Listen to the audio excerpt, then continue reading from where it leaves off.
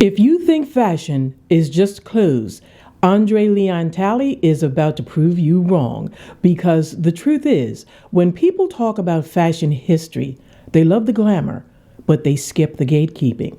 They celebrate the designers, but forgot the people who translated genius into culture. It's the bombshell book that rose to the top of the New York Times bestseller list and sparked headlines around the world for its often scathing portrait of the fashion industry.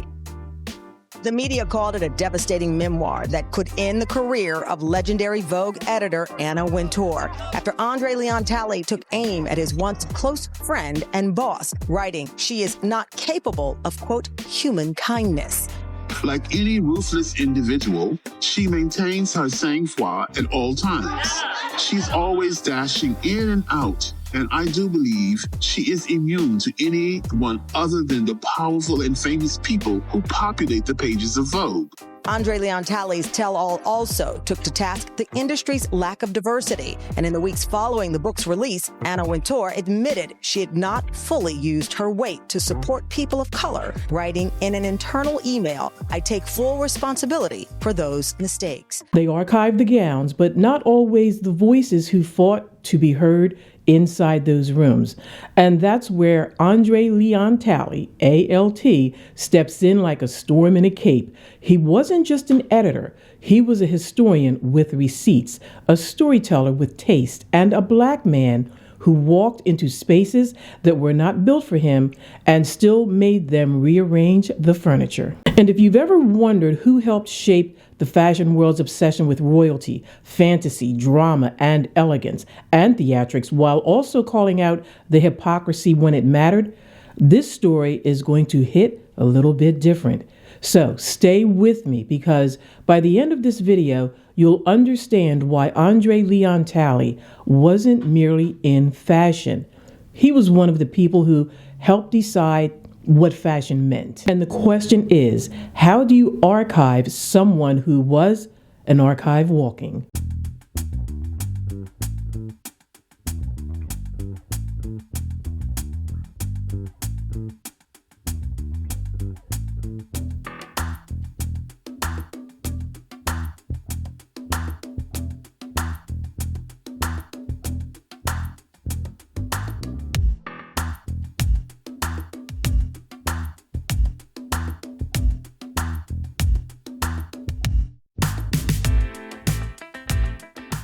André Talley's story is one of those stories that sounds like a myth until you realize its documentation in plain sight through photographs, interviews, editorials, and moments that still ripple through culture today. He came up in a world where access was everything and access wasn't freely given. Yet early on, you could tell that he wasn't built to be invisible. Even when the doors were closed, he studied the hinges. He absorbed fashion not as surface-level trend, but as language, what it signals, who it excludes, who it crowns, and who it erases. And that's the first thing that people misunderstand about him. ALT wasn't chasing glamour. He was decoding power. That's why his presence always mattered, not because he was the first in certain spaces, though those milestones are real, but because he became a living challenge to the idea that Black people were only allowed to consume luxury and not curate it. The collection, those elaborate caftans, ornate jewelry, and enormous pieces of luggage, revealing a larger-than-life man whose persona loomed large in the fashion world. This is classic André. I have to come straight to this bag. Now that's a bag. That's a bag. I can fit into this bag. Talley, who studied French literature in college, was the first Black creative director at Vogue magazine, where power figureheads Diana Vreeland and later Anna Wintour would mold his career. And then there's the way that he moved. Always larger than life, always theatrical, always intentional. The capes and the caftans, the operatic silhouettes, none of that was random. It was armor. It was style as statement. It was a refusal to shrink. A reminder that being too much is sometimes exactly what survival looks like when the world is trying to make you less. Now, Here's where the story gets even more interesting. André wasn't simply a spectator in fashion's grand ballroom. He became one of the people writing the invitation list. His career wasn't just a ladder, it was a series of rooms, editorial rooms, backstage rooms, front row rooms, rooms where taste was treated like law. And in those rooms, he didn't just bring knowledge, he brought references. He could pull from history, from art, from Black culture, from European couture, and from the deep emotional theater of beauty itself. I loved my life at Vogue. I loved being at Vogue. Vogue is the ultimate place if you're working in fashion, in a fashion magazine. I always felt that even though Vogue has been fabulous to me, there was always this silent taking for granted, very few people of diversity, not just at Vogue. There have been very few people of color who've risen as far as I have in the industry. I felt I had gone to what is called the glass ceiling there, and nothing else was going to happen. That ability made him rare, and that rarity made him powerful. But power in fashion has a price. Because for all of the visibility, there's often a quieter question. Was he celebrated, or was he used as proof that the gate was open while the gatekeepers stayed the same? That tension follows André's legacy, and it's a tension that we have to name if we're serious about the Black fashion archives.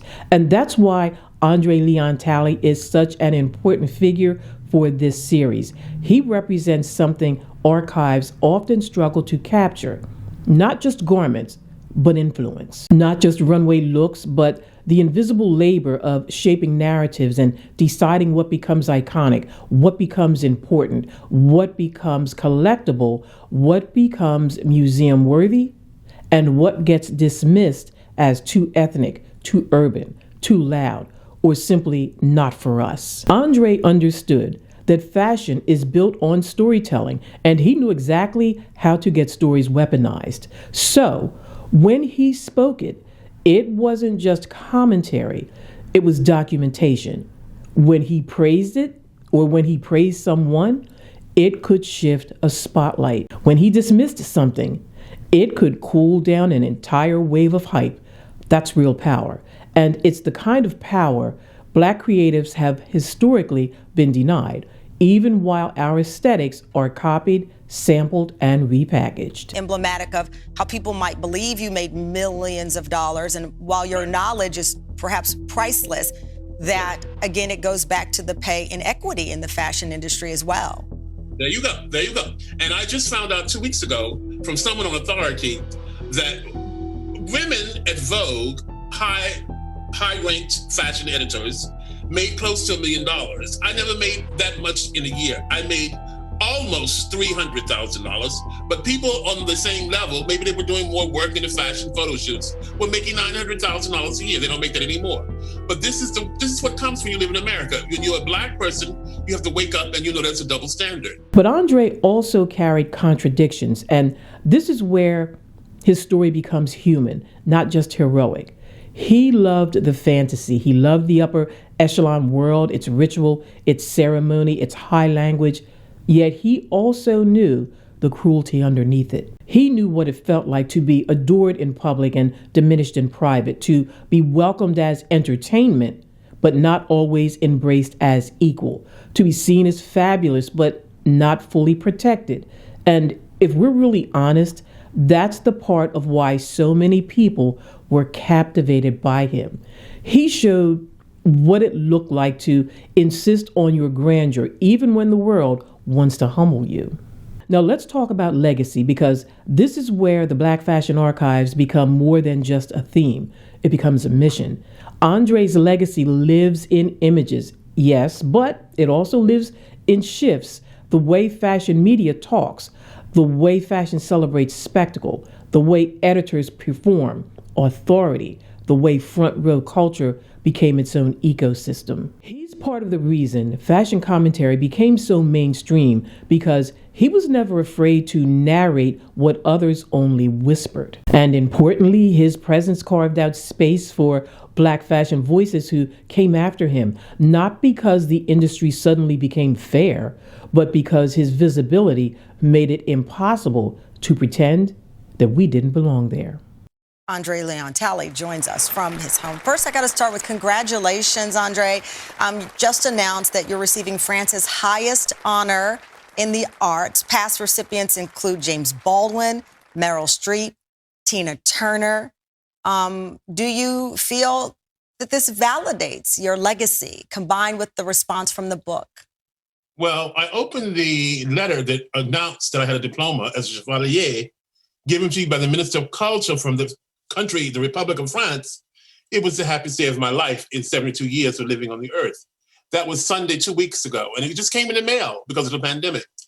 And this is a very prestigious award. It's given to people who have contributed to the culture and society and the intellectual climate of France. So this is a great honor. But there's a deeper archival question here, one that should make all of us pause.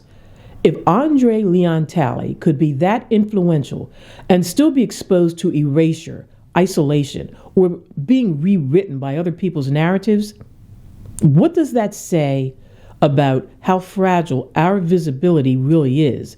This is why archives matter. Because without archives, people become myths, and myths become simplified.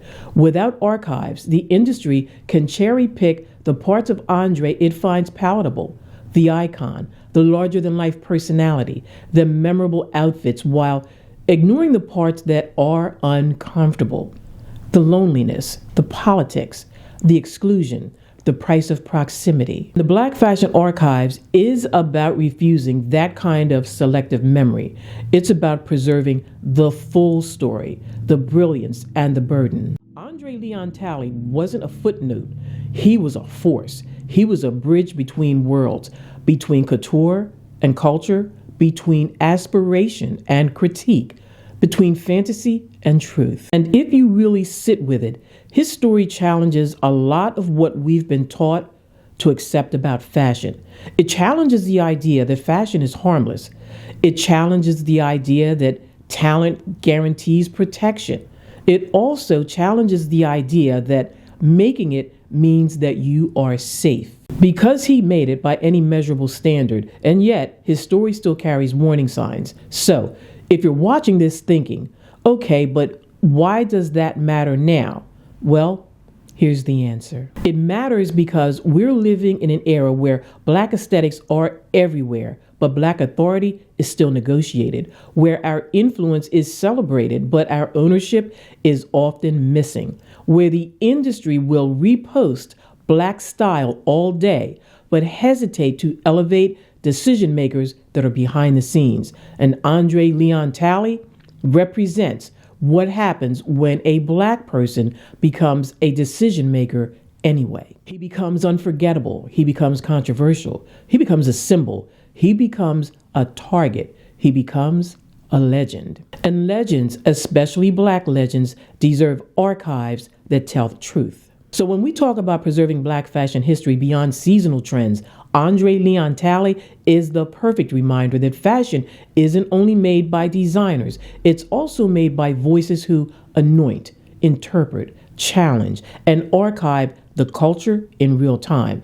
ALT didn't just wear fashion, he carried it. He didn't just witness history, he helped reshape it. And whether the industry was ready or not, he made it very clear. Black brilliance does not need permission to be monumental. And that's the energy that we're keeping right here in the Black Fashion Archives.